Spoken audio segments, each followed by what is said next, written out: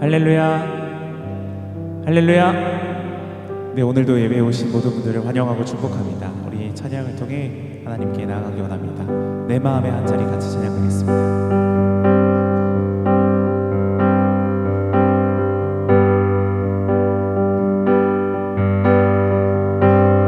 함께 고백합니다. 우리들을 위하여, 우리들을 위하여 십자가에 못 박혀 모든 죄를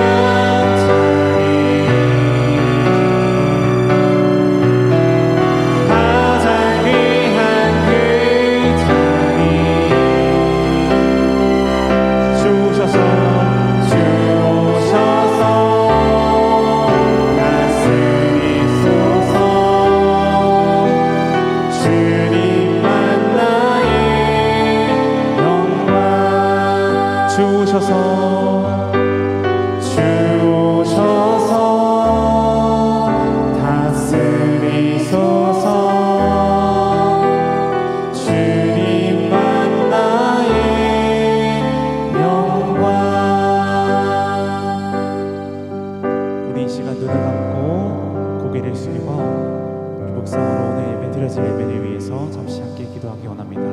같이 기도하겠습니다.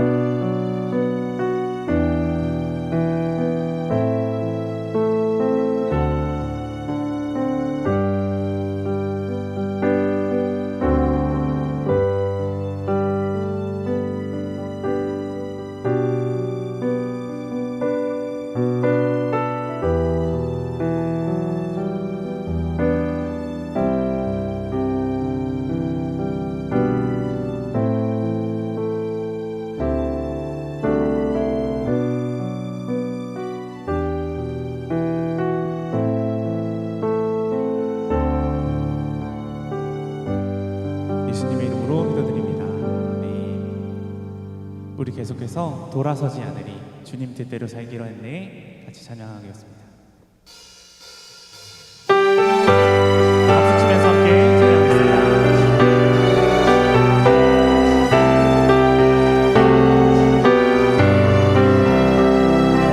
함께 고백합니다. 주님 뜻대로 주님 뜻대로 살기로 했네. 주님 뜻대로 살기로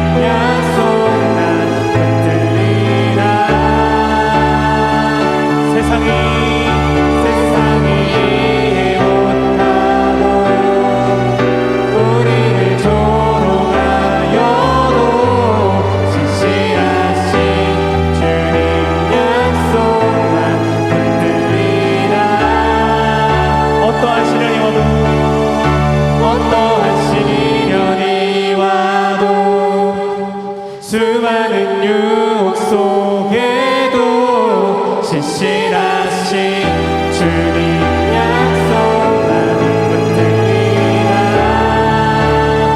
세상이 이해 못하고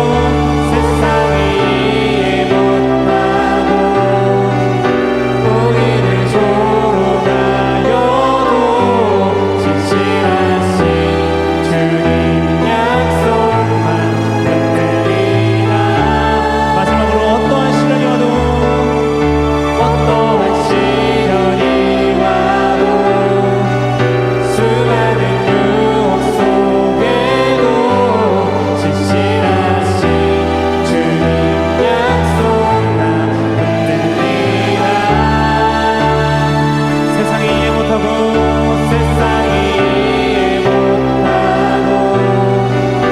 우리를 조로 가여도 진실하신 주님 약속만 붙들리라. 결코 돌아서지 않으리.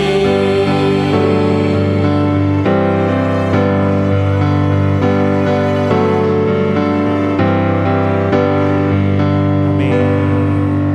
아멘.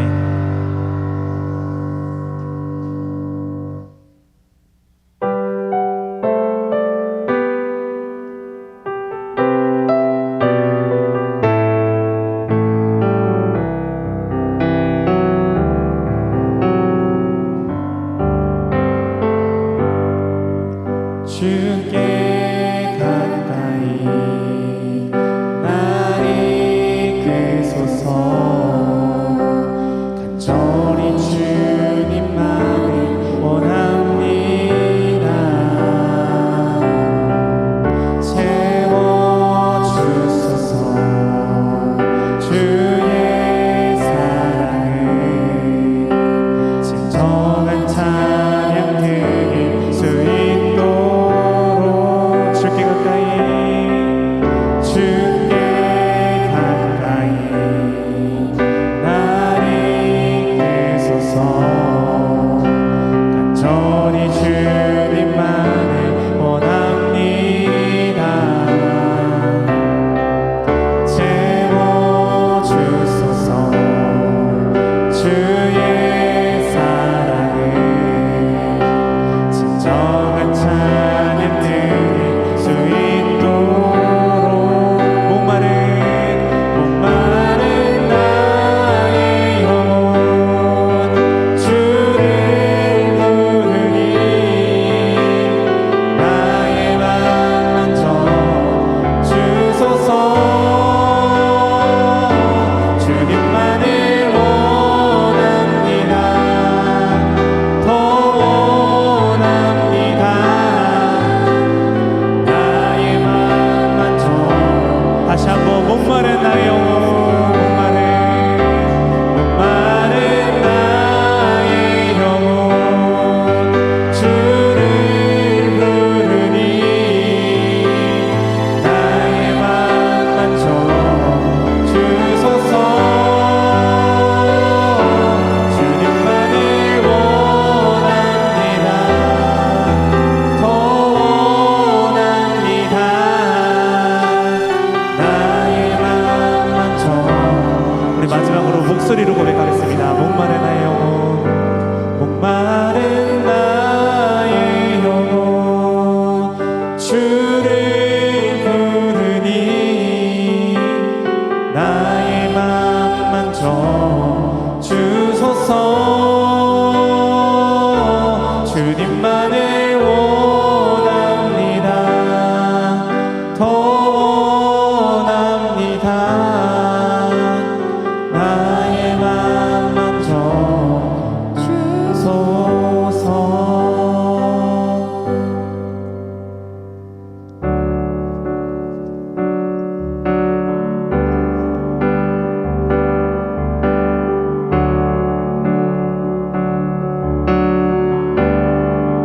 함께 고백합니다. 지극히 높은 주님의 낮이 성소로 들어가니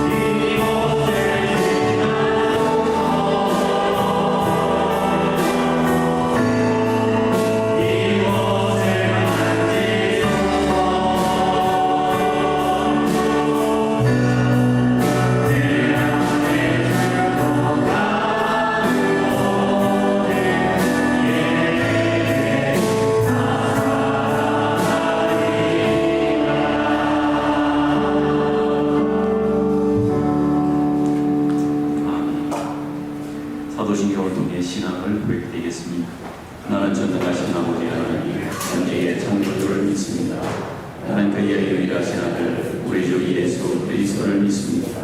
그는 성령으로 잉태되어 동정녀 마리아에게서 나시고 본디오 빌라도에게 고난을 받아 십자가에 못 박혀 죽으시고 장사된 지 사흘 만에 죽은 자 가운데서 다시 살아나셨으며 하늘에 오르시어 전능하신 아버지 하나님 우편에 앉아 계시다가 거기로부터 살아있는 자와 죽은 자를 심판하러 오십니다. 나는 성령을 믿으며 거룩한 공교회와 성도의 교제와 죄를 용서하는 것과 몸의 부활과 영생을 믿습니다. 아멘. 교동문 35번째 시편 84편입니다.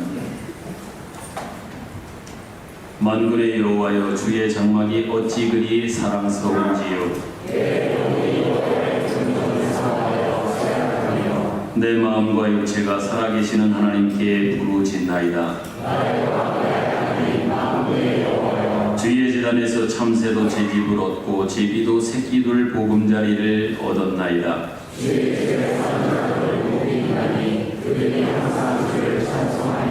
주께 힘을 얻고 그 마음에 시온의 대로가 있는 자는 복이 있나이다. 그곳에 많은 샘이 있을 것이며 이른비가 복을 채워주나이다.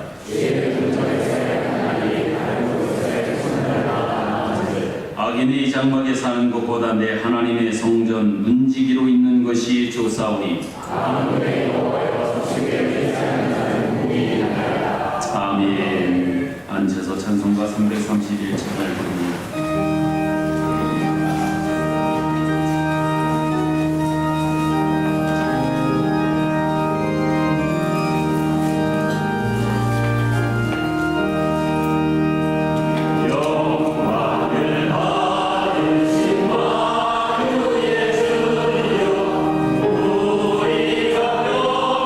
영광을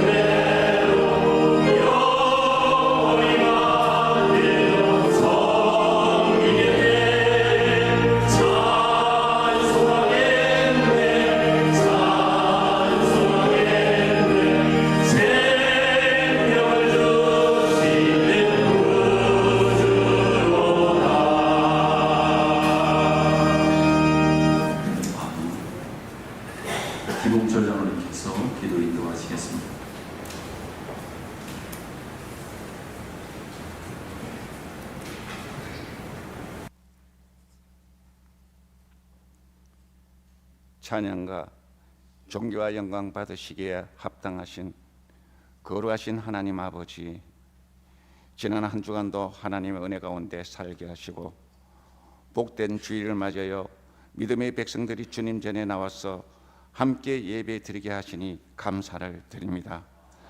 이 시간 신령과 진정으로 드리는 예배를 통하여 주님 홀로 영광 받아 주시옵고 예배하는 심령들에게 충만한 은혜 내려 주시옵소서. 자비로우신 하나님 아버지, 지난 여름 장마와 폭염 가운데서도 저희들을 지키시고 보호하여 주셔서 가을의 문턱인 9월 첫 주일을 맞게 하시니 감사를 드립니다. 하나님 아버지, 2024년도 마지막 분기를 시작하면서 지나온 날들을 되돌아볼 때에 우리는 세상 속에서 우리의 모든 삶을 온전히 주님께 맡기지 못하고 살아왔음을, 우리의 생각과 판단대로 행하여 왔음을, 우리의 온전히 주님을 모든 것을 맡기지 못하고 살아온 것을 이 시간 회개합니다. 주님께서는 저희들을 사랑하시어 가장 좋은 길로 인도하시고 이끌어 주셨는데 부족하고 연약한 저희들은 그 은혜에 감사하지 못하고 살아왔습니다. 이 시간 주님 앞에 겸손히 엎드리오니 어리석고 연약한 심령을 불쌍히 여기시어 용서하여 주시옵소서. 우리 안에 있는 모든 거짓과 옛사람의 간섭을 벗어버리고 오직 하나님으로 인해 참된 기쁨과 소망을 누리게 하옵소서. 우리 교회를 사랑하신 하나님 아버지, 백전을 바라보는 우리 교회, 처음 하나님의 구원 계획 속에 세워진 우리 교회에 믿음의 선진들이 기도와 헌신과 또한 뜨거운 열정을 오늘의 우리의 기도 허락하여 주시옵소서. 역사만큼이나 우리의 믿음도 장성한 분량만큼 자라서 죽어가는 영혼을 살리고 그리스도의 참사랑을 실천하여 온주도성 이곳에 구원의 방주가 되게 하옵소서. 말씀이 살아 역사하는 교회, 기도와 찬양이 뜨거운 교회, 성도들이 서로 사랑으로 하나 되어 합심하늘 선을 이루어 이 땅에 작은 천국을 세워가는 성도님들의 가정과 우리 제일교회가 되게 하옵소서. 우리 교회 모든 성도님들에게 주님의 크신 은총 내려주셔서 어느 곳에서 무엇을 하든지 주님 주시는 지혜로 주님의 선하심과 의로우심을 나타내는 모든 성도님들 되게 하옵소서. 단위에 세우신 목사님 말씀을 선포하실 때 성령님이 강건적으로 붙들어 주시고 은혜의 말씀을 선포하게 하옵소서. 말씀을 통하여 주님이 주시는 참된 평안과 기쁨을 얻는 귀한 시간 되게 하여 주시옵소서. 자비로우신 하나님, 오늘도 여러 가지 사정으로 예배의 자리에 함께하지 못하고 영상 예배로 드리는 성도님들이 있습니다. 성도님들이 성령님이 친히 찾아가셔서 그들의 기도를 들어주옵시고 예배에 동일한 은혜를 내려 주시옵소서. 오늘도 예배를 위해 헌신하는 손길들을 기억하셔서 주님 축복하여 주옵시고 한 주간 정성스레 준비한 찬양대의 찬양을 영광 중에 받으시기를 원하오며 모든 것을 우리 주 예수님의 이름 받들어 기도하옵나이다. 아멘.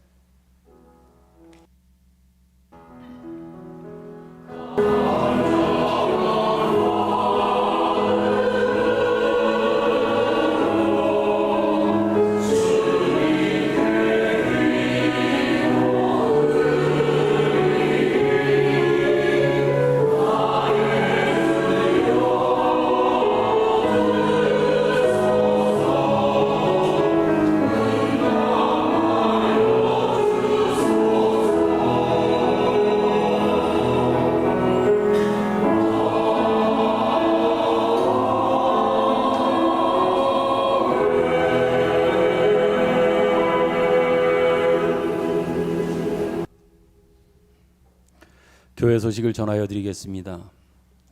어느덧 9월 달이 되었고 9월 첫 번째 날 그리고 첫 번째 주일입니다. 오늘도 주의 이름으로 만나 함께 예배드리는 모든 성도 여러분들을 축복하고 또 환영합니다.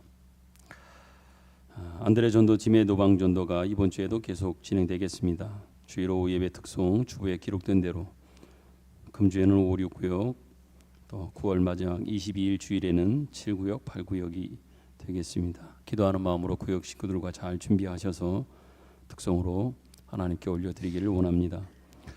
오늘 낮 예배 후에 바로 본당에서 정기 직원회가 있겠습니다. 직원들은 참여를 부탁을 드리겠습니다.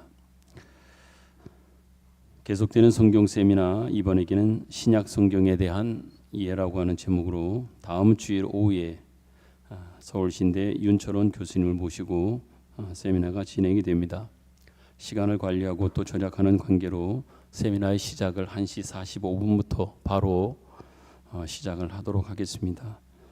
유념하셔서 시간 착오 없으시길 바라고, 또 많은 분들이 참여하셔서 또 많은 것을 배우고 또 느끼고 깨닫는, 그리고 도전받는 그런 시간이 되었으면 좋겠습니다. 9월 예배위원이 게시판에 있습니다. 참고하셔서 기도로 잘 부탁을 드리겠습니다. 전국 장로회 수양회가 9월 3일부터 5일까지 비발디 파크에서 있습니다. 환우들을 위해서 이번 한 주간도 계속 기도를 부탁을 드리고, 지난주에도 광고드렸던 대로 상조위원회를 중심으로 부활산 벌초가 진행됩니다. 금주 토요일 오전 9시에 교회에서 출발을 해서 기운리에 있는 제2 부활산에서 벌초를 진행하겠습니다. 상조위원회 위원들과 또 교회 우리 남전도 여러분들, 그리고 또 부활산의 가족들을 모신 연고자 가족들께서는 꼭 참여를 부탁드리겠습니다. 이 남전도의 원래가 오늘 점심 식사 후에 남전도 예시에서 있다고 합니다. 참고하시길 바랍니다. 그 외의 것들은 여러분 주보를 잘 참조해 주시길 바라고, 이 시간 우리 서로 찬송 부르면서 앞에 뒤에 또 저 뒤에 있는 분들 서로 축복하면서 찬양 드리도록 하겠습니다.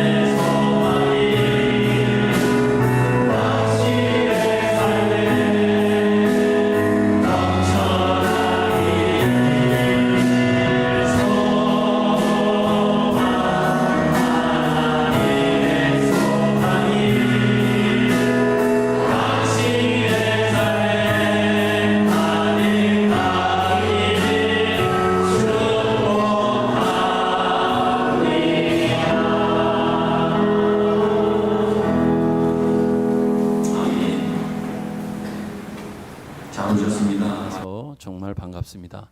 영상으로도 예배드리시는 분들, 영상을 통해서도 뵙고 또 함께 예배드리게 되어서 참 감사하고 기쁜 마음입니다. 잠깐 기도하겠습니다. 하나님 감사합니다. 무더웠던 여름이 언젠가 끝나겠지 했지만 한편으로는 끝날 수 있을까? 또 이 더위가 정말 끝날까? 그렇지만 하나님의 섭리는 이렇게 계절의 바뀜의 그 놀라운 섭리처럼 아침 저녁의 선선한 기운을 통하여 하나님이 이 세상을 주관하시며 섭리하고 계심을 우리로 하여금 확인케 해주고 계십니다. 자연의 섭리를 주장하며 이 세상의 모든 것의 주인 되시는 하나님 아버지 감사합니다. 때를 따라 베푸시는 하나님의 은혜가 있으며 계절을 주관하시는 하나님이 계신 것들을 우리의 눈으로 확인하며 우리의 피부로 느낄 수 있도록 이렇게 우리 가운데 섭리해 주시니 참으로 감사를 드립니다. 그런 하나님을 우리는 결코 부인할 수 없으며 외면할 수 없으며 인정하지 없음을 할 수 없음을 우리는 주님께 분명히 고백드립니다. 진정 하나님이 이 세상의 주인이심을 고백합니다. 하나님의 은혜와 섭리 가운데 이제 8월 달까지 보내고 또 새로운 달을 시작하며 첫날 주님 앞에 나와 이렇게 예배합니다.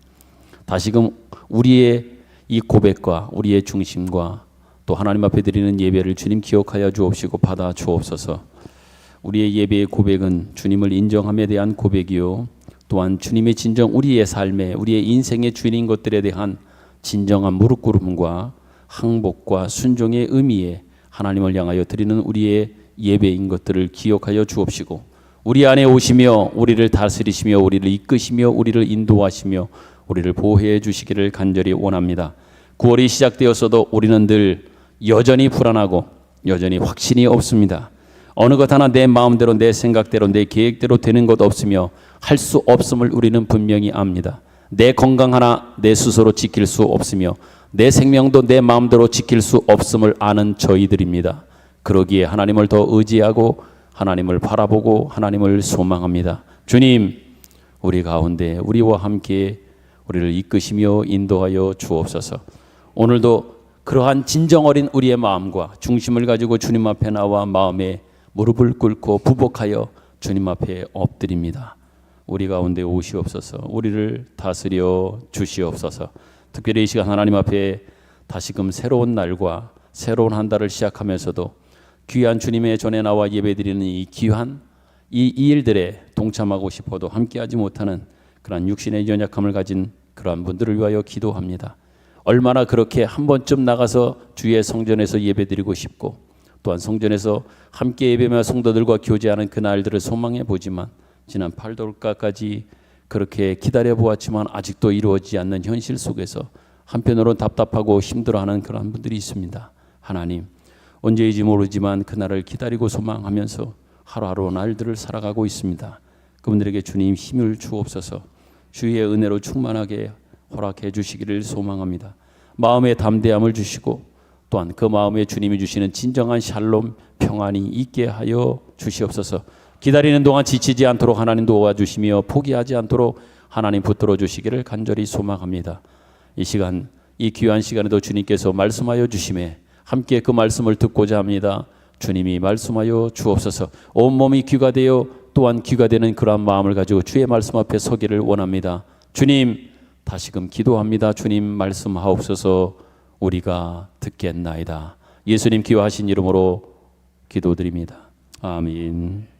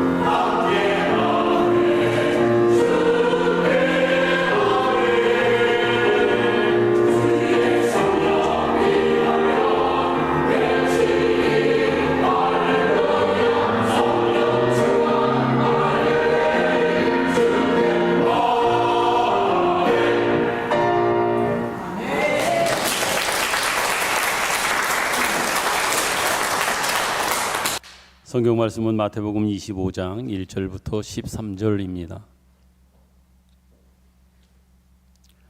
교독하겠습니다. 마태복음 25장 1절부터 13절. 1절. 그때의 천국은 마치 등을 들고 신랑을 맞으러 나간 열 처녀와 같다 하리니 그 중에 5은 미련하고 5은 슬기 있는 자라. 미련한 자들은 등을 가지되 기름을 가지지 아니하고 슬기 있는 자들은 그릇에 기름을 담아 등과 함께 가져갔더니 신랑이 더디어 오므로 다 졸며 잘세. 밤중에 소리가 나되 보라 신랑 이로되 맞으러 나오라 하매 이에 그 처녀들이 다 일어나 등을 준비할세.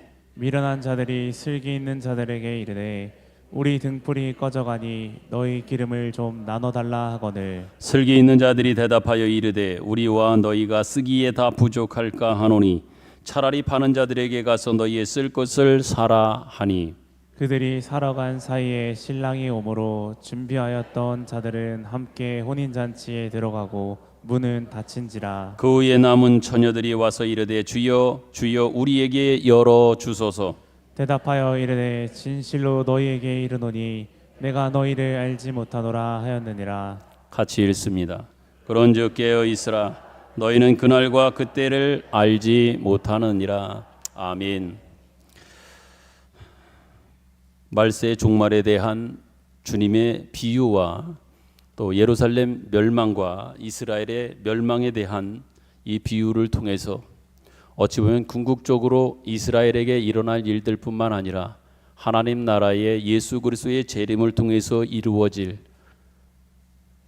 온전한 그 하나님 나라의 그 모습이 어떠하며 또한 그 날들을 준비해야 하는 그러한 성도들의 삶이 성도들의 신앙이 어떠해야 되는지에 대한 그와 관련한 그 비유들을 계속 예수님이 주고 있습니다. 그 가운데 마태복음 25장은 여러분이 잘 아는 것처럼 크게 3가지의 비유가 여기에 나오는 것들을 아마 확인하게 될 겁니다. 오늘 그 첫 번째 시간으로 첫 번째 말씀으로 열 처녀의 비유이고 또 달란트의 비유 그리고 양과 염소의 이러한 비유들을 해주고 있습니다. 특별히 여러분과 오늘 살펴보고 있는 이 열 처녀라고 하는 비유는 신앙생활을 어느 정도 해 오신 사람들이라고 하면 아주 익숙하고 친근한 내용일 겁니다. 이 말씀이 이 본문이 오늘 여러분들과 함께 나누는 것이기에 함께 읽을 때 어찌 보면 여러분이 가지고 있는 전 이해도 열 처녀에 대한 전 이해도 있을 것이고 또 기본적으로 갖고 있는 어떤 열 처녀 비유에 대한 여러분의 생각도 아마 있으리라 생각되어집니다. 그렇지만 여러분들이 가지고 있는 것 가운데 또 여러분이 가지고 있는 것으로 오늘 제가 같이 말씀을 통해서 준비한 이 말씀과 한편으로는 비교해 보며 궁극적으로 어떤 의미를 담고 있는지 한번 같이 생각하고 말씀을 통해서 도전이 되었으면 좋겠습니다. 그런데 잘 알고 친숙한 우리들에게 늘 가까이 있는 말씀처럼 여겨지는 열 처녀의 비유는 생각보다 솔직히 쉽지는 않습니다. 학자들 간에 때로는 견해도 있기도 한 그러한 본문이요 말씀이기도 합니다. 차제하고 그렇다고 하면 이 열 처녀의 비유를 통해서 주님께서 하시고자 하는 말씀의 의도, 의중은 무엇인가? 이 비유가 가지고 있는 뜻은 무엇인가? 라고 할 때에 아마 여기에는 다른 이견이 없으리라 생각합니다. 결국 이 비유를 통해서 하시고자 하는 그러한 가장 중요한 내용은 종말을 준비하는 성도들의 태도는 자세는 무엇이어야 되는가 라고 하는 이것을 가르치고 있는 비유이고 그러기 위하여 깨어 있어야 된다라고 하는 것을 목적으로 하여 가르쳐주고 있는 비유다 이렇게 말씀을 드리겠습니다. 다시 말씀드리면 종말을 준비하는 성도들이 어떤 태도와 자세를 가져야 되는가 그 자세와 태도 중에 깨어 있음이라고 하는 것 어떻게 깨어 있어야 되는가 늘 깨어 있어야 된다라고 하는 것을 목적으로 주고 있는 비유의 말씀이다 이렇게 말씀드립니다. 일반적으로 지금 말씀드린 깨어 있어야 된다라고 하는 것을 우리가 생각해 보면 깨어 있다라고 하는 것이 무엇인가? 여러분도 주님이 다시 오심을 기다리는 재림을 기다리는 여러분과 저 2024년을 살며 신약 시대를, 성령 시대를 살고 있는 여러분과 저, 오늘 이 시대 속에서 우리가 주님의 다시 오심을 기다리는, 재림을 기다리고 있는 우리들로서 더더욱 피부로 와 닿으며 우리의 더 깊이 와 닿는 어떤 이러한 비유의 말씀으로 깨어 있으라고 할 때에 이 깨어 있음에 대한 의미를 한번 생각해 본다면, 오늘 본문에서 다섯 처녀의 구별, 지혜 있는 다섯 처녀, 미련한 다섯 처녀. 신랑이 올 때 미련한 자들은 자고 있었고 슬기로운 자들은 눈을 뜨고 있다가 맞이해야 했다고 하면 우리가 쉽게 이해가 되고 또 우리가 와 닿게 되어질 겁니다. 그런데 실제로 그렇지가 않습니다. 뜻밖에도 비유 자체의 내용을 보면 슬기로운 다섯 처녀라고 하는 사람도 미련한 다섯 처녀라고 하는 사람도 둘 다 그 구분점이 자지 않고 깨어 있었느냐, 또 한편으로는 자고 있었느냐. 지혜로운 여인들은 깨어 있었고 미련한 여인들은 자고 있었느냐라고 이렇게 구분해 버리면 우리가 이해가 더 쉬울 겁니다. 그런데 본문을 보면 그렇게 깨어 있음이 구분되어 있지 않습니다. 왜? 오늘 본문을 보니까 뜻밖에도 둘 다, 그러니까 두 부류, 지혜롭다고 하는 다섯 처녀도 미련하다라고 하는 다섯 처녀도 뜻밖의 이 두 부류의 사람들은 모두 다 자고 있었습니다. 어찌 보면 쉽게 지나쳐 버리고 생각할 수도 있는 부분이지만 조금 더 우리가 생각해 본다면 이 부분을 가장 먼저 놓치지 말아야 됩니다. 지혜롭다, 미련하다라고 하는 그 기준이 자지 않고 기다리고 있음이 아니에요. 그 구분이 아닙니다. 그 구별이 둘 다 자고 있었다고 하는 것은 똑같습니다. 그런데 자고 있었는데 무엇이 다르냐? 그 다음에 문제인 것을 우리는 확인하게 됩니다. 한마디로 잔 것은 모두에게서 동일하다는 얘기를 하고자 하는 겁니다. 그러기에 깨어있다고 하는 것이 우리가 생각하는 것과는 한편으로는 쉬운 우리의 생각과는 다른 것임을 알 수 있습니다. 그것은 이미 지혜롭고 충성된 종이나 악한 종으로 비유된 내용에서 근신하고 깨어 있으라라고 하는 표현이 어떤 의미인지를 우리가 이미 살펴보았던 것처럼 맑은 정신으로, 깨끗한 정신으로, 준비된 마음으로, 준비된 자세로 살아야 된다라고 하는 의미가 있다. 그것이 바로 지혜롭고 충성된 종과 악한 종의 비유의 가장 중요한 내용이었던 것을 이미 살펴본 바 있음 속에서도 확인하게 됩니다. 부연하자면 자고 있음과 깨어 있음은 생리적으로 눈을 뜨고 있다, 눈을 감고 있다라고 하는 이런 표현이 아니라 낮에 속하여 깨어 있다라고 하는 이것은 의식이 있고 지각이 있고 준비하고 있고 지식이 있다라고 하는 차원에서의 깨어 있는 또한 지혜로운 처녀인 겁니다. 또한 밤에 속해 있다, 미련한 처녀라고 하는 이것이 상징하고 있는 것은, 자고 있다고 하는 것은 생각이 없다는 얘기입니다. 또한 지각이 없습니다. 분별이 없습니다. 또한 준비하고 있지 않다, 지식이 없다. 이 모든 것들을 상징하는 것이 바로 깨어있지 않은 밤에 속한 자고 있는 사람의 모습으로 상징되어지는 겁니다. 따라서 여기 깨어있다고 하는 뜻도 단순한 어떤 날짜와 시간을 기다리며 오시는 분을 놓치지 않는 어떤 피상적인 경계나 각성을 이야기하지 않다라고 하는 것은 너무나도 분명한 이야기입니다.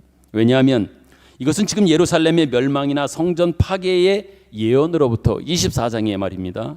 여기부터 시작되어진, 그래서 성전의 파괴로 설명되어지는 어떤 신앙의 본질과 종말을 준비하는 사람들이 성전 파괴로 인하여 이스라엘 백성들이 당했던 그 심판의 자리에 다시는 서지 않게 하려고 하는 데에 오늘 비유와 이어지는 24장, 25장의 이 말씀이 그러한 목적을 두고 가르침을 주고 있는 비유에서 확인하게 되는 겁니다. 이미 우리가 살펴본 마태복음 24장에서 특별히 말미에 보면 충성되고 지혜 있는 종과 악한 종의 비유를 살펴보았습니다. 여기 보면서 우리가 말씀드렸지요. 지금 열처녀의 비유가 어떤 본질을 우리에게 가르치려고 하는지 이미 충성되고 지혜로운 종 그리고 악한 종, 이 비유 속에서 그 비유에 담고 있는 것을 통하여 앞으로 전개되어질 열처녀의 비유가 또한 어떤 의미와 내용을 담고 있는지를 우리는 확인케 된다라고 하는 이야기입니다. 그러니까 이미 앞의 비유를 통해서 우리에게 앞으로 전개되어질 이 비유가 어떤 뜻인지 어떤 내용인지에 대한 힌트를 주었고 우리는 이 힌트를 이미 알고 있단 말입니다. 왜냐하면 24장에는 생각지 않은 날 알지 못하는 시간에 그 종의 주인이 이를 것이다 이렇게 이야기하지만 그 이후에 이어지는 말씀 속에서는 뭐라고 얘기하십니까? 깨어 있어라 너희는 그 날과 그 시를 알지 못하느니라 이렇게 말씀하고 있기 때문에 그렇습니다. 그러기에 이것은 둘 다 시간을 맞추려고 하는 것이 아니라는 데에 공통점이 있음을 발견하게 됩니다. 어느 날 어느 시에 올지 모른다. 그러니 그 시간을 맞추려고 하는 것이 아니라 아무 날 아무 시에 온다고 할지라도 괜찮은 걱정 없는 아무런 근심이 없는 그러한 네가 준비를 하고 있어라 이 말씀을 결국 하려고 하고 있는 겁니다. 그러므로 여기에서의 깨어 있음이 단순하게 밤새워 눈을 밝히고 있는 것이 아니라 언제 올지라도 아무 때 올지라도 괜찮은 수준, 괜찮은 내용, 괜찮은 상태에 있어야 된다라고 하는 이것을 우리에게 말해 주고자 하는 겁니다. 언제 올지는 모르잖아요. 시간은 모르잖아요. 그러기에 거듭 주님께서 비유를 통해서 하시는 건 뭡니까? 내가 언제 갈지는 나 자체도 예수님도 그러셨잖아요. 나도 모른다. 다만 아버지만 아신다 말씀하셨지 않습니까? 그런 차원에서 그럼에도 불구하고 당신도 모르는 그 시간에 대한 그런 것들을 이야기하심이 아니라 이 비유를 통해서 끊임없이 말씀하시는 겁니다. 내가 언제 갈지 나도 모르지만 나는 분명히 간다. 그러니 그 가는 날을 준비하는 자세와 마음을 가지고 내가 언제 오더라도 1년 후에 오더라도 10년 후에 오더라도 20년 후에 오더라도 아니 내일 온다고 할지라도 너희들의 준비는 항상 괜찮은 사람으로 괜찮은 내용으로 괜찮은 실력을 가지고 늘 있어야 된다. 우리에게 말씀해 주고 있는 겁니다. 이것을 오늘 본문의 열처녀의 비유로 이야기하자면 신랑이 온다고 하면 깨어나서 등에 불을 붙이면 되는 겁니다. 이게 바로 준비된 자의 지혜로운 자의 모습인 겁니다. 그때 등에 기름이 들어 있으면 되는 거예요. 자고 있다가도 왔다고 이야기해서 깨어나면 그때 바로 그 등에 기름이 준비되어 있어 그 시간 자고 있다가도 일어나서 그 등에다가 불을 붙여 계속해서 그 등불을 피우고 등불을 켜는 것을 계속 진행하면 된다라고 하는 얘기지요. 서두에 시작하면서도 말씀을 드렸지만 열처녀 모두를 여러분 꼭 생각해 보십시오. 동일하게 그들은 다 잤습니다. 지혜로운 다섯 처녀는 안 잔 게 아닙니다. 다시 말씀드립니다. 모두가 잤습니다. 그러나 신랑이 온다고 하는 소리에 모두 다 일어납니다. 그런데 5명은 등에 불을 켤 수가 있었습니다. 그러나 5명은 등에 불을 켤 수가 없었습니다. 이것이 오늘 말씀 이 비유의 열처녀 비유에 있어서의 가장 핵심이 되는 내용입니다. 자다가도 일어나면 됩니다. 왔다는 소리에 여러분들이 반응해서 일어나면 돼요. 그때에 등에 기름이 준비되어 있으면 되는 거지. 자지 않고 여러분이나 저나 24시간을 또한 365일을 그렇게 주님이 오신다고 하는 것만을 생각하여 지낼 수도 없는 육신적인 생리적인 어떤 그러한 구조도 그러한 신체적 능력도 우리에게는 없는 겁니다. 자십시오. 밤이 되면 자면 되는 거예요. 그러나 신랑이 왔다고 이야기했을 때 기꺼이 일어나서 준비된 그 등에 기름을 가지고 있어 불을 켜서 그를 맞고 그와 함께 가면 된다고 하는 말씀을 드립니다. 그렇다고 하면 결국 등에 기름이 있다는 것과 기름이 없다고 하는 것이 중요한 의미인 것을 확인케 되지요. 그럼 그것이 어떤 의미일까요? 지혜롭고 미련함의 구분은 그들이 둘로 나누게 된 가장 중요한 그 내용은 뭡니까? 등에 기름이 있는 사람이 지혜로운 사람이고 등에 기름이 없는 사람이 미련한 사람입니다. 미련한 처녀예요. 그렇다면 등에 기름이 있는 건 뭡니까? 등에 기름이 없는 것도 뭡니까? 이게 어찌 보면 우리가 관심 가져야 되고 오늘 비유 속에서 우리가 가장 핵심적으로 보아야 할, 또 유념이 보아야 할 중요한 내용이다, 이런 생각이 듭니다. 이것을 이해함에 있어서 지혜롭지 못한 미련한 자들을 향한 어떤 처분이 있는지 그 결과를 통해서 기름이 있음과 없음에 대한 우리의 그 구분을 확인하는 그 내용을 거꾸로 역추적해서 우리가 살펴볼 수 있게 되는데, 그렇지 못한 미련한 자들을 향한 주님의 그 어찌 보면 경고요 심판의 말씀은 이렇게 합니다.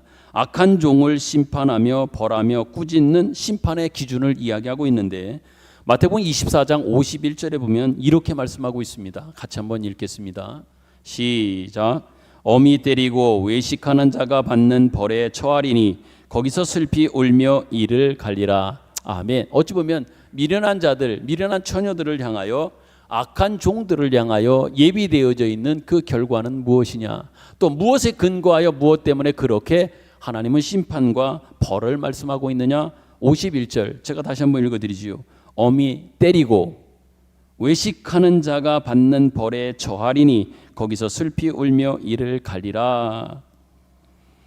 그들을 때리라고 합니다. 그리고 벌에 처하리라고 하는데 어떤 벌이냐면 외식하는 자가 받는 벌에 처한다고 그럽니다. 그러니까 이들이 지금 기름을 준비하지 못한 자들의 모습은 이러한 심판과 주님의 벌하심 속에서 확인하는 어떤 그 근거는 어떤 모습으로서의 부족함이 있냐면, 외식하는 자와 같은 모습을 이 미련한 처녀들은, 또한 악한 종들은 가지고 있다. 이 말씀을 통해서 거꾸로 우리는 확인하게 되는 겁니다. 어미 때리고 외식하는 자의 받는 벌에 처한다, 이렇게 말합니다. 여기서 외식한다라고 하는 이 말에 우리는 유념해야 합니다. 외식이라고 하는 것은 이미 여러 차례 말씀드렸습니다.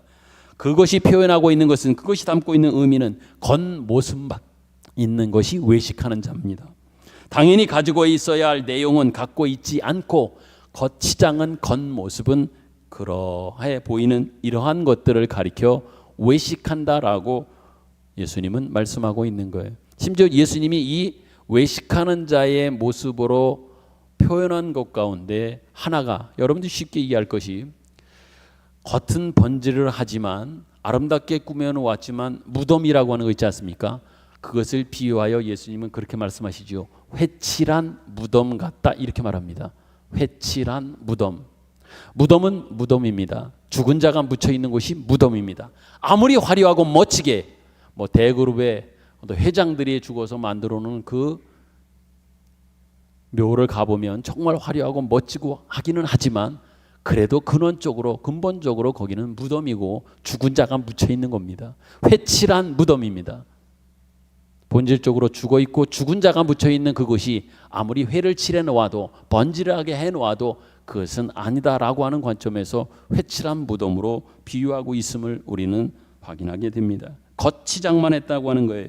이것은 달리 표현하면 구약에 나타나고 있는 율법이나 제사 제도나 성전은 다 제도와 건물과 규칙으로 표현되어 있기는 하지만 그 핵심은 뭡니까? 이미 구약에 주셨던 이 모든 것들이 핵심이 어디로 향하고 있고 무엇을 내용으로 하고 있느냐라고 할 때에 그 핵심은 모두 다 예수님입니다. 성전 제도나 율법이나 모든 또한 성전도 결국은 예수님에 대한 상징적 어떤 의미를 담고 있는 겁니다. 그 핵심이 예수님임에도 불구하고 거치장 외식하는 자의 모습들은 뭐냐? 그들에게는 예수님이 없다라고 하는 거예요. 예수님 없는 겉모습만, 겉치장만 가지고 있다. 바로 이것이 외식하는 자의 모습인 겁니다. 이스라엘 백성의 실패와 함께 저들이 하나님께로부터 받은 바 모든 제도들이 결국 핵심을 놓치고 있다고 하는 지적입니다. 외식하는 자들입니다. 그러기에 여기에서의 기름이 없다고 하는 것은, 달리 표현하면 기름이 없다는 것은 결국은 외식하는 자, 외식이 있다, 이렇게 우리가 이해할 수 있습니다. 그러므로 외식하는 잘못을 저지르지 않기 위해서는 우리가 어떻게 됩니까? 등불에 마땅한 핵심적 본질인 기름을 우리는 가지고 있으면 또 있어야 되는 겁니다. 이해를 돕기 위해서 이와 관련해서 주님께서 또 다른 비유로 말씀해 주신 것을 여러분과 같이 한번 살펴보기를 원합니다. 요한복음 15장으로 한번 가보겠습니다. 4절 말씀 같이 한번 읽도록 하지요. 읽겠습니다. 시작. 내 안에 거하라. 나도 너희 안에 거하리라. 가지가 포도나무에 붙어 있지 아니하면 스스로 열매 맺을 수 없음 같이 너희도 내 안에 있지 아니하면 그러하리라. 아멘. 이 말씀은 여러분이 너무 잘 아는, 제가 비유의 말씀으로 여러분께 많이 누차에 걸쳐서 말씀드렸던 포도나무 비유입니다. 포도나무에 분명히 포도라고 하는 열매가 열립니다. 그렇지만 그 열매는 가지가 만들어낸, 가지가 연 것이 아닙니다. 포도나무에 포도가 열릴 때에 포도가 열리는 곳은 가지이지만 가지가 만들어낸 산물 결과가 포도의 열매는 아니란 얘기예요. 무엇이 맺은 겁니까? 포도나무가 포도라고 하는 결과를 만들어낸 겁니다. 단지 가지는 그 가지 끝에 가지의 포도를 달리게 하고 매달리게 붙들고 있을 뿐이란 얘기지요. 스스로 가지가 포도를 만들어낸 것은 아니다. 이 부분이 우리가 유념히 보아야 할 부분입니다. 나무가 만들어낸 결과지요. 그래서 가지가 포도나무에 붙어 있는 한 그 가지는 포도나무가 되는 겁니다. 가지라고만 말하지 않고 나무에 붙어 있는 가지를 가리켜서 우리는 통틀어서 포도나무다 이렇게 이야기합니다. 그러나 가지가 줄기로부터 만약에 분리된다고 하면 포도나무가 아닌 겁니다. 그리고 그 가지에는 또한 포도도 열리지 않습니다. 다만 포도나무 가지는 맞지만 분리되면 그냥 마른 막대기, 나무 막대기에 불과하다. 우리는 그렇게 이해하고 또한 알게 되는 겁니다. 이어지는 요한복음 15장 6절에는 덧붙여서 이런 말씀을 주고 있습니다. 같이 한번 읽도록 합니다. 시작. 사람이 내 안에 거하지 아니하면 가지처럼 밖에 버려져 마르나니 사람들이 그것을 모아다가 불에 던져 사르느니라. 아멘. 계속되는 포도나무 비유에서 우리가 보고 있는 것은 가지가 되느냐 포도나무가 되느냐에 어찌 보면 싸움을 하라라고 하는 것을 우리에게 말해주고 있는 겁니다.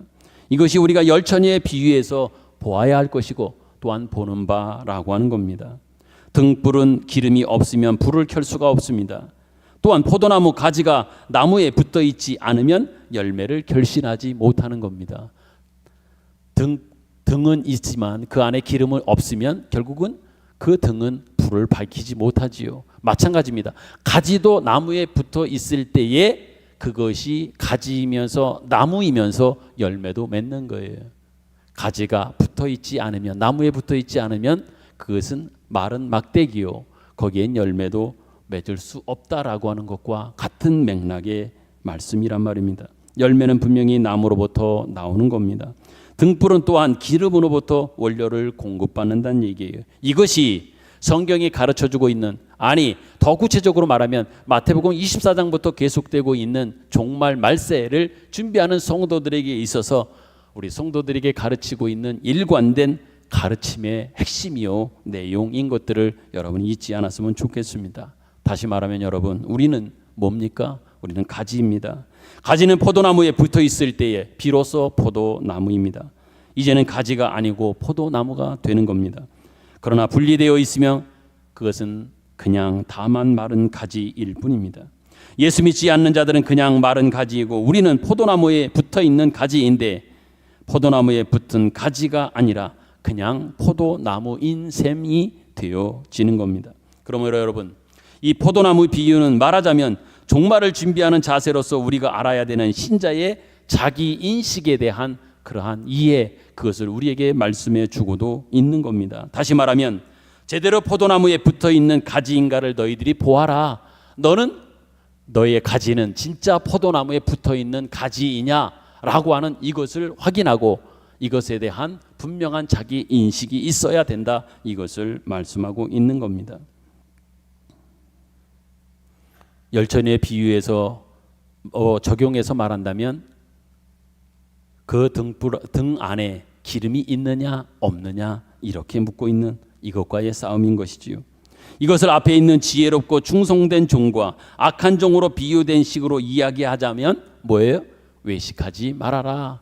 외식하지 않아야 된다라고 이야기하는 겁니다. 그러므로 여러분, 사랑하는 성도 여러분, 우리 하나님의 백성들은 하나님의 백성다워야 합니다. 그러므로 그 준비를 잘하고 있으라고 우리에게 말하고 있는 거예요. 하나님의 백성이냐? 그럼 하나님의 백성답게 살아라. 백성인 그 모습을, 그 내용을, 그 본질을 잃어버리지 말라. 그것이 그러냐 안 그냐라고 하는 것들은 그 가지를 통해서 생산되어지는 열매를 보아라. 열매를 통해서 확인하라고 우리에게 말씀하고 있는 겁니다. 백성답게 살아다오. 백성다움의 삶을 늘 준비하고 있어라 라고 우리에게 명령해 주고 있습니다. 오늘 이 말씀을, 이 비유를 통해서도 여러분과 저에게 도전하고 있는 겁니다. 너희는 하나님 백성이지 않니? 그렇다면 백성답게 백성의 삶을 매일매일 준비하는 삶을 살아다오. 우리에게 권면하고 있는 겁니다. 골로새서 2장 6절 7절을 보십시오. 이렇게 한 걸음 더 나아가 부탁하라고 있는 모습을 보게 됩니다. 제가 읽어드릴게요. 여러분 한번 들으십시오. 그러므로 너희가 그리스도 예수를 주로 받았으니, 그러므로 너희가 그리스도 예수를 주로 받았으니 그 안에서 행하되 그 안에 뿌리를 박으며 세움을 받아. 예수에게 뿌리를 받고 예수에게 세움을 받아 또한 예수의 교훈을 받은 대로 믿음에 굳게 서서 감사함을 넘치게 하라. 이렇게 한 걸음 더 나아가 사도 바울은 권면하고 있습니다. 예수 안에 뿌리를 박으며입니다. 예수 안에, 예수에게 뿌리를 박으라 이렇게 말씀합니다. 포도나무 비유와 정확히 일치하는 내용인 것을 우리는 확인하게 됩니다. 여러분, 우리는 결코 날짜를, 어떤 시간을, 정한 기간을 기다리고 있지 않습니다. 날짜를 세면서 날밤을 새는 것으로 종말을 기다리는 것이 아니라 하나님께서 완성하시는 나라와 하나님께서 완성하시는 하나님의 백성의 자리에 가기 위하여 오늘 이 시간을 여러분과 제가 부여받고 있는 겁니다. 그 날이 있을 텐데 그 날들을 위하여 어찌 보면 준비하는 시간으로 우리에게 시간을 허락하고 인생을 허락하고 생명을 허락해 주셔서 그것들을 준비하며 기다리는 날들로의 오늘을 살아가라고 우리에게 부탁하는 겁니다. 그러니까 우리가 해야 될 일은 뭐예요? 그 시간이 언제냐가 아니라 언제 와도 괜찮은 그런 모습으로 오늘을 제대로 사는 거예요. 오늘을 제대로 백성답게 사는 것이요, 백성의 모습으로 준비를 하며 계속 연단하고 훈련 속에서 살아가는 이 모습이 우리들에게 필요하다라고 하는 말씀을 분명히 믿습니다. 그것이 우리의 신자 되어진 진정한 책임입니다.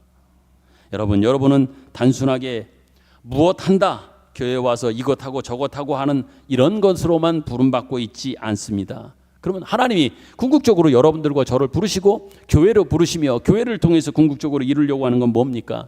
단순하게 교회에 와서 행하는 여러 일들, 그것도 중요합니다. 물론 해야 되지만 더 근원적인 게 있습니다. 그건 뭐예요?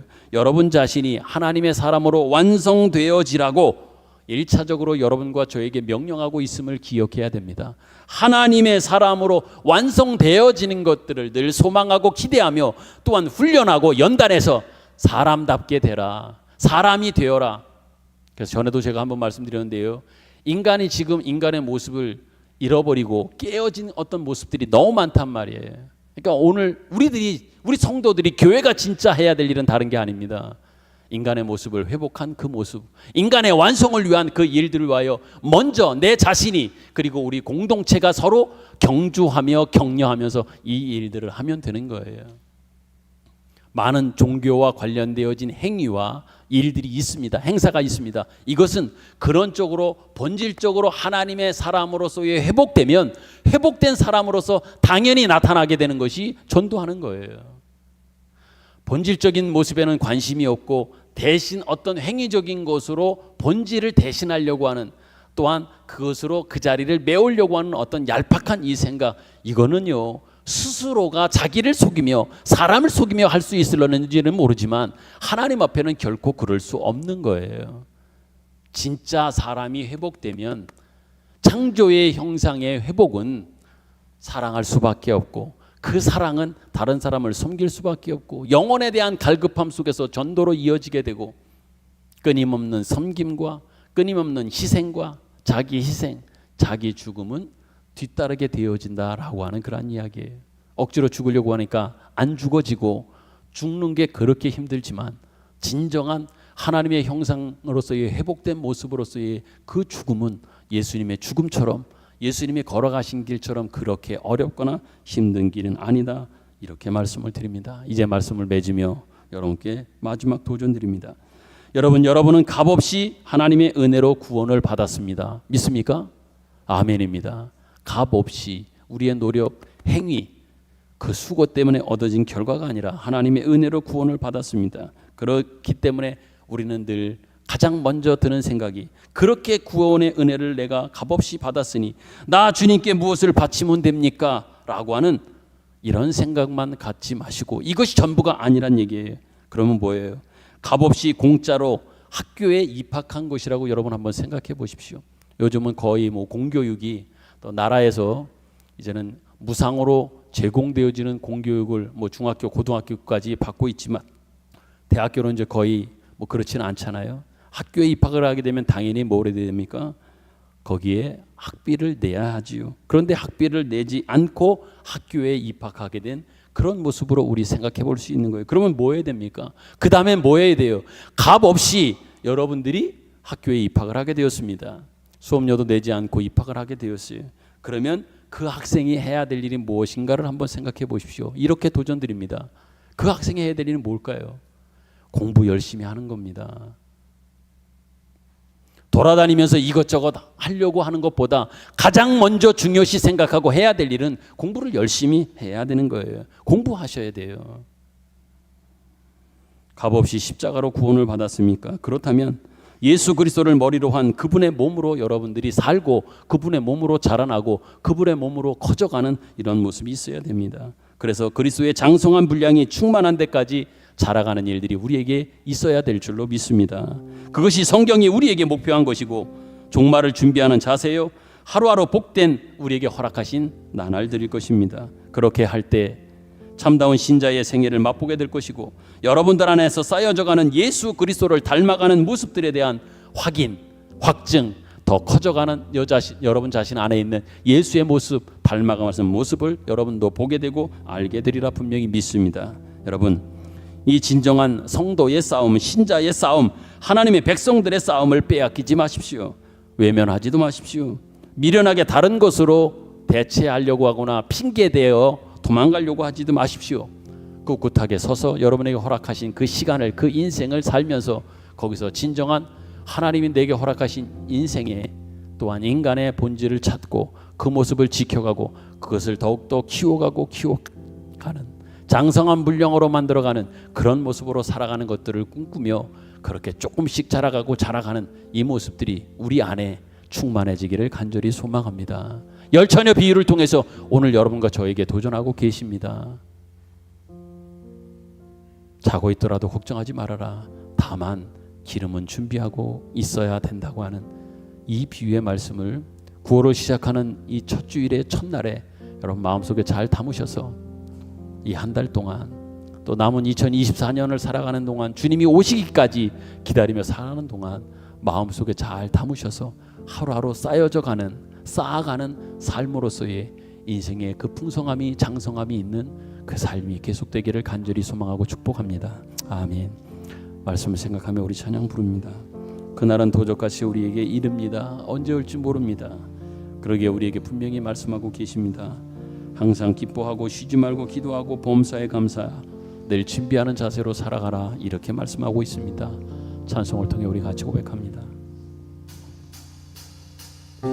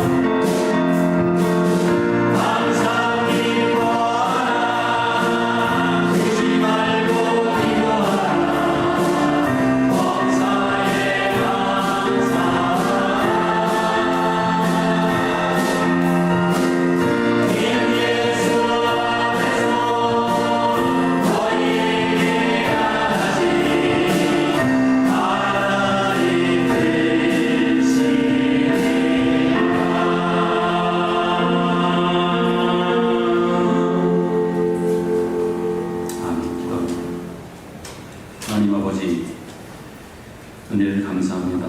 하나님께서 예수 우리를 그리스도 안에서 구원하시고 자녀를 삼으셔서 이제 예수 안에서 완성하시며 영광의 자리에 세우심을 분명히 믿습니다.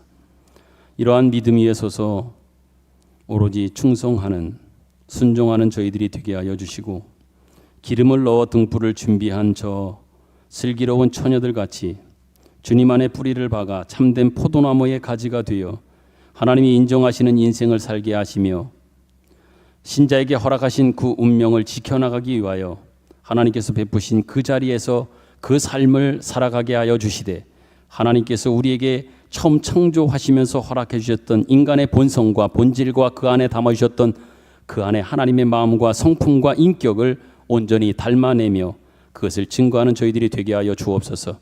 그래서 결국 우리에게 예견되어지고 준비되어져 있는 승리, 신앙적 승리와 열매를 맛보게 하시며 더 나아가 그것을 세상 가운데 자랑하며 살아가는 저희들의 삶 인생이 될 수 있도록 인도하여 주옵소서. 정성된 마음으로 귀한 예물을 봉헌합니다. 하나님 받아 주옵소서. 하나님께서 약속하셨지요. 하늘의 신령한 복들과 이 땅의 기름짐의 복들로 하나님 채워주실 것을 믿고 감사드립니다. 이제는 우리 구주 예수 그리스도의 은혜와 하나님 아버지의 사랑하심과 성령님의 감화와 감동 교통하심의 은혜가 말씀 듣고 돌아가는 모든 성도들과 가정과 자녀들과 생업들과 영상으로 예배드리고 있는 모든 성도들과 또한 육신적 연약함 가운데 있는 성도들, 이 땅에 있는 모든 하나님의 백성들, 이 세상에 있는 모든 하나님 백성 되어질 사람들 위에 영원토록 함께 계시기를 간절히 축원하옵나이다. 아멘.